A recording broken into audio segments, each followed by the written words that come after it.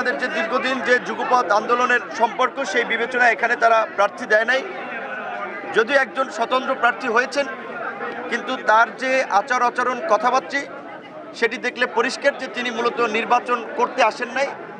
তিনি নির্বাচন বানচাল করার জন্য বা নির্বাচনী পরিবেশ ঘোলাটে করার জন্য এলাকায় আসছেন, যার ফলে নানান ধরনের উস্কানিমূলক কথাবার্তা বলছেন, মিথ্যা বিভ্রান্তিমূলক প্রোপাগান্ডা ছড়াচ্ছেন, অনলাইনে বক্তব্য দিচ্ছেন। আজকেও আমি জেলা প্রশাসকের কাছেও সেই বিষয়ে দৃষ্টি আকর্ষণ করেছি যে একজন প্রার্থী হিসেবে এই ধরনের চরিত্রহনন মানহানিকর বক্তব্য দিতে পারে না। এই বিষয়গুলো যেন জেলা প্রশাসকও ব্যবস্থা নেয়, কারণ আপনি জানেন যে এখানে বিএনপি এই যুগপৎ আন্দোলন থেকেই তার মিত্রদেরকে আশ্বস্ত করেছে। জাতীয় পর্যায়ে তারা পরিষ্কারভাবে বলেছে যে বিএনপি যদি নির্বাচনে জয়লাভ করে তারা যুগপৎ আন্দোলনের মিত্রদেরকে নিয়ে সরকার গঠন করবে। এমনকি মিত্ররা যদি নির্বাচনে জয়লাভও কেউ না করে তাদেরকেও সরকারে রাখা হবে। তো বিএনপির এই ভালো উদ্যোগে সাড়া দিয়েই কিন্তু আমরা বিএনপির সাথে অ্যালায়েন্স করে নির্দিষ্ট কোনো দলের প্রার্থী বা এমপি হতে চাই না।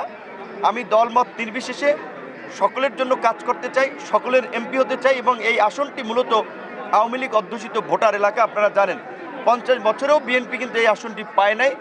এবং গত 5ই আগস্টের পরেও রাজনৈতিকভাবে কেউ যেন প্রতিহিংসার না হয়, কেউ যেন চাঁদাবাজি ভূমিদস্যুদের দ্বারা লাঞ্ছিত না হয়, জুলুমের শিকার না হয়, সেই বিষয়টি নিয়ে সবসময় আমি সরব ছিলাম। আশা করি দলমত নির্বিশেষেই পটুয়াখালী 3-এর মানুষ 12 তারিখ ট্রাক প্রতীকে ভোট দিয়ে আগামীর নতুন বাংলাদেশে আমাদেরকে সংসদে পাঠাবে ইনশাল্লাহ।